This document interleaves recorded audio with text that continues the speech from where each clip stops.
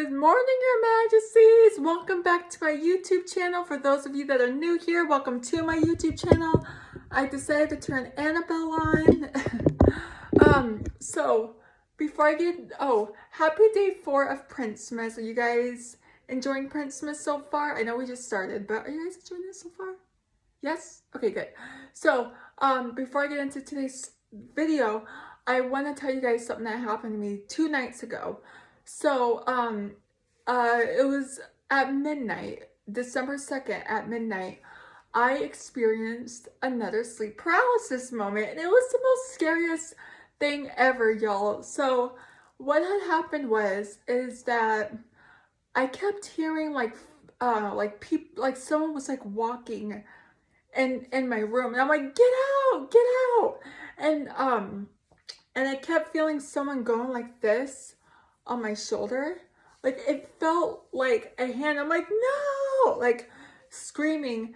And when I finally came out of it, it was, I'll tell you what it was. It was Tilly's head on my shoulder, but it felt like hands were going like this. It was the most weirdest thing ever. And I kept hearing like someone was like walking down the hall, and y'all, it was weird. Okay, so so without further ado, this Christmas story is called it's called Sock Puppet. I almost said the sock puppet, but there's no the. So, okay. And it's about the sock puppet. Is a spooky Christmas story about a wealthy man, a sickly daughter, a cold winter, and some angry villagers, and a mysterious Christmas present. Okay, so many years ago in Ireland, there was a wealthy man who lived in a small village. He owned every single plot of land surrounding the village and rented them out to poor farmers at a tidy profit. The man lived in the biggest house in the village with his lovely wife, his 2 strong sons, and his small sickly daughter. He was kind to all of his children and treated his wife like a queen. Good. However, in business, he was ruthless and cunning. He made a lot of money by charging the villagers high rents and treated all of his tenants as they were slaves. If any one of them was behind with their rent, he would throw them out of their houses without a moment's notice. The villagers hated the rich man and despised his cruel and miserly ways.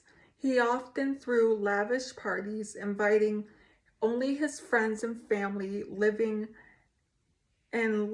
like a king, while the poor villagers had to scrimp and save just to keep their bellies full. All they could afford was a meager diet of bread and potatoes. One year, there was a potato blight, and all of the crops were affected as winter set and the villagers were starving to death. The rich man paid no attention to the troubles of his tenants and responded by raising the rents. Then, as if that wasn't enough, he threw a Christmas party for his friends and family, where they enjoyed an enormous feast and drank sarcastic toasts to the plight of the starving tenants. That night, one villager arrived at the door bearing a gift.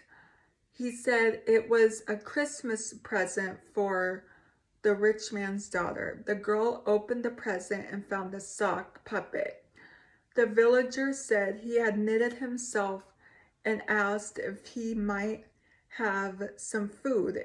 In return, the rich man handed the villager one single solitary potato and sent him on his way.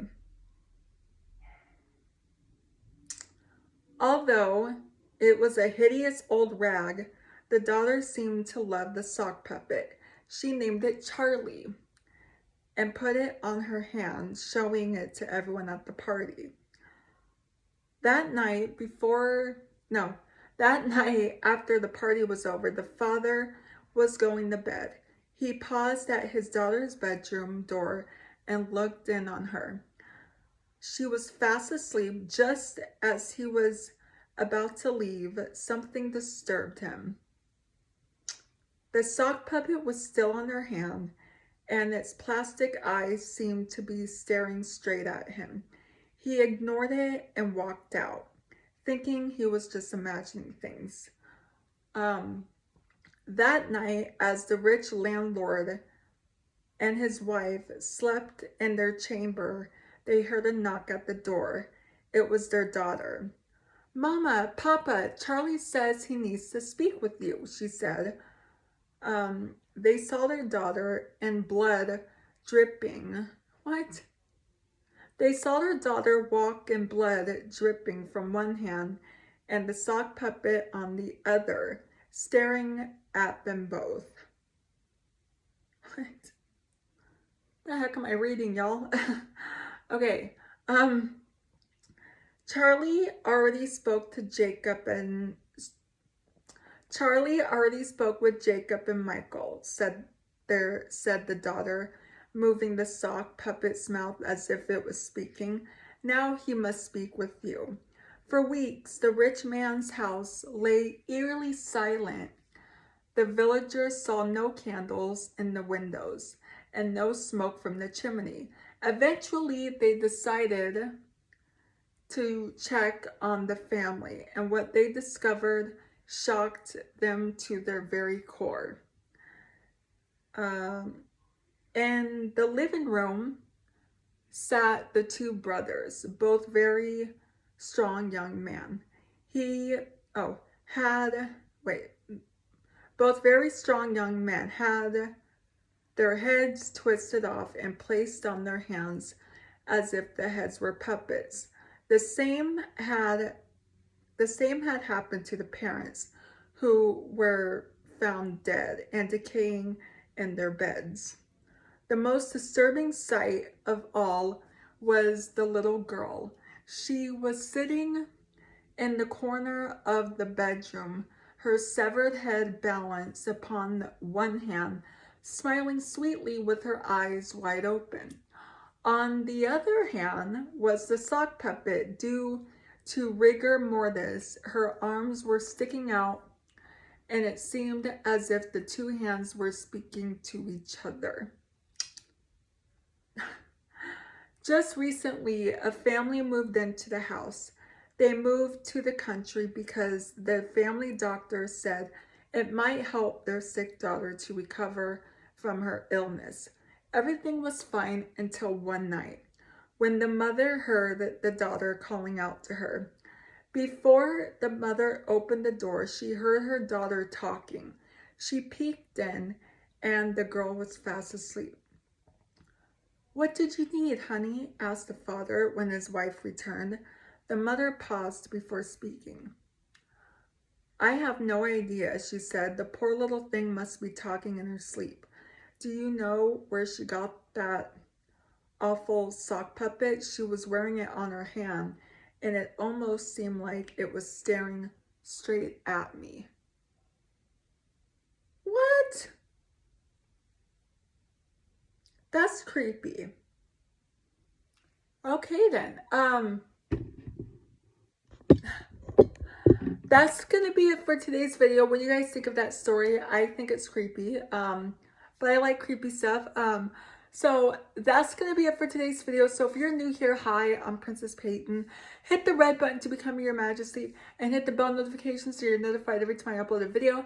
And I love you guys so much. You guys are the best human beings ever made. And you're the king of my heart in the song lyrics of Taylor Swift. And I will see you guys in tomorrow's video for day 5 of Princess. Okay, love you guys. Bye. Mwah.